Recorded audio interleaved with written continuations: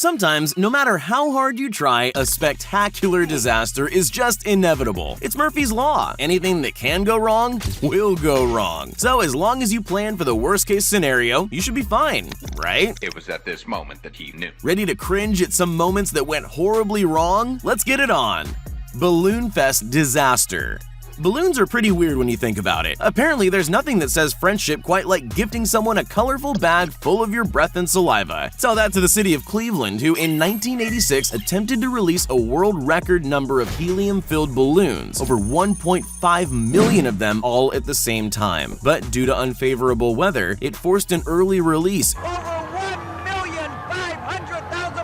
and rain prevented the balloons from popping once they reached a high altitude. It's just about the only time you'd want your bubble to burst, but no. The end result of 6 months of planning and 2,500 balloon-filling volunteers was a city in total chaos, brought to a standstill. Cars crashed in the streets, the airport was shut down, and rescue efforts of emergency services were hampered so badly by the brightly colored descending orbs that 2 men perished out at sea, resulting in a multi-million-dollar lawsuit against the city.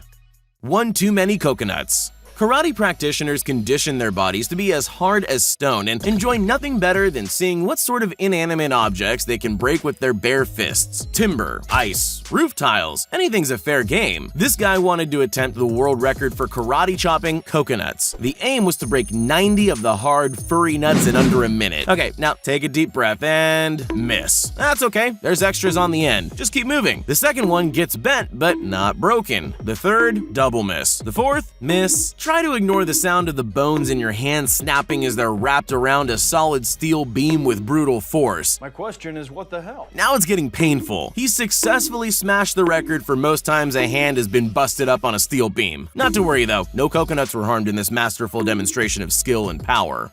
Martial arts exposed. Bruce Silva is a lifetime student and teacher of Shaolin Kung Fu, who set up an interesting demonstration live on national television. The Grandmaster was set to break a concrete slab weighing 21.2 pounds. Sounds easy enough, but the difficulty is ramped up by 100-fold when he reveals that he'll do so by transferring all the power through a drinking glass. With the force of a gentle zephyr, Bruce does the impossible. That's incredible! The glass is intact and the block lies broken on the ground. In an attempt to verify that the bricks are real, the Sunrise host taps on an even thicker block right next to it with his finger, crumbling it in the process. To be honest, I actually felt these bricks. These are real bricks. I mean, there's no joke. Oh! Wow! He's given away the secret. The blocks are porous fakes. Got him!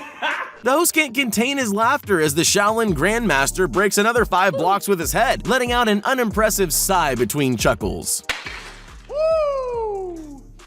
You know what? Either way, that was impressive. That was good job. Good job. Base jump plunge. Things can go terribly wrong even for the most experienced people in the most seemingly controlled circumstances, and luckily for Richard Hendrickson, there are even emergency plans for when that happens. The professional base jumper and gymnast was all set to perform the most daring stunt of his career on national television, doing an aerial gymnastics routine on a bar bolted to the edge of a 3,937-foot-high cliff. At first, everything seemed great. Richard was putting on the show of a lifetime and having a blast until everything suddenly went downhill. Literally. The crowd panicked as the bar collapsed as though it were made of toothpicks,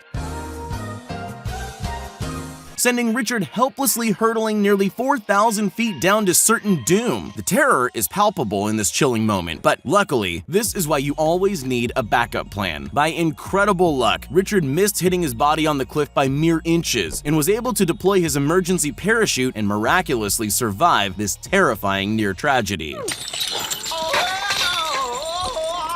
Cybertruck launch. The Tesla Cybertruck looks like the love child of the time-traveling DeLorean from Back to the Future and a cheese grater. What the hell is even that? It's an awesome bit of kit, and Elon Musk looked like the cat that got the cream when he unveiled his newest creation to the world. A burly man in black, armed with a sledgehammer, showed the crowd that while a mere mortal car door would be dented, the exoskeleton of the Cybertruck seemed impervious to damage. A steel ball impact breaks regular car glass, no surprises here. The same steel ball dropped from 10 times as high bounced off the Tesla armor glass. Now that's impressive. Musk was so confident, he asked his muscular assistant to throw the steel ball at the Cybertruck and, drumroll please, shattered it. Daddy, chill. They then tried another window and broke that one too, leaving Musk to offer excuses while wiping egg off his face.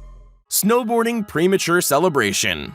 Lindsay Jacob Ellis is one of the most decorated competitors to ever strap a snowboard onto her feet. She knows better than anyone else that a win is a win, whether it's by an inch or a mile. The race starts off with all 4 riders even. Jacob Ellis inches in front and gets the inside line. It's looking pretty good. One of the riders eats a face full of snow coming out of the first turn, and Jacob Ellis surges to the lead as another one bites the dust. And it's clear that all she needs to do is stay on her board to guarantee victory. That is, until the last jump. Jacob Ellis gets caught up in the moment and attempts a method grab midair so she can sail across the finish line in style, but absolutely stacks it. Horrified onlookers watch as the second place rider makes up ground and claims the gold. Whoops.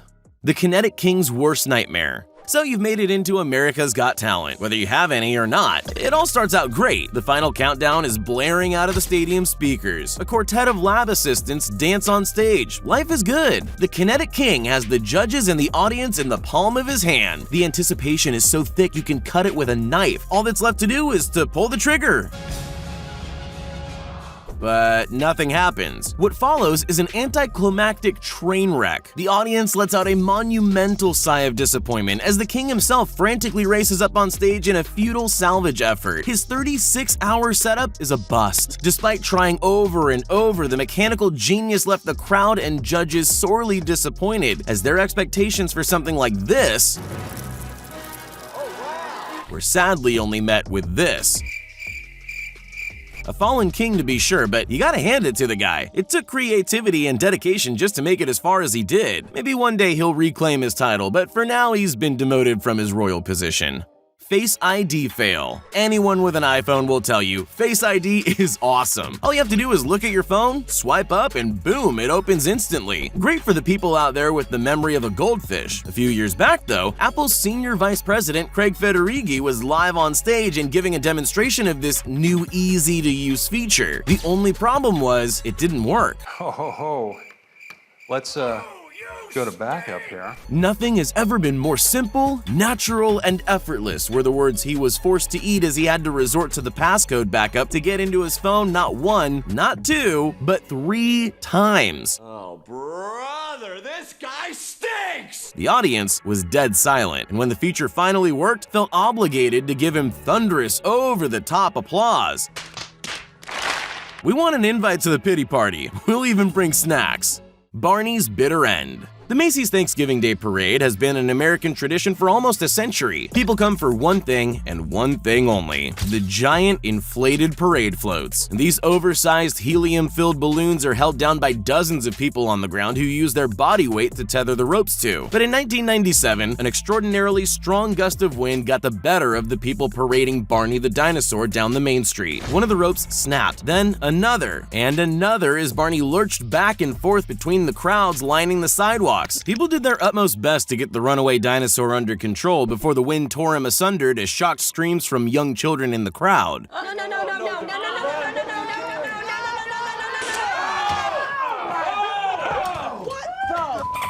There's no trauma quite like childhood trauma.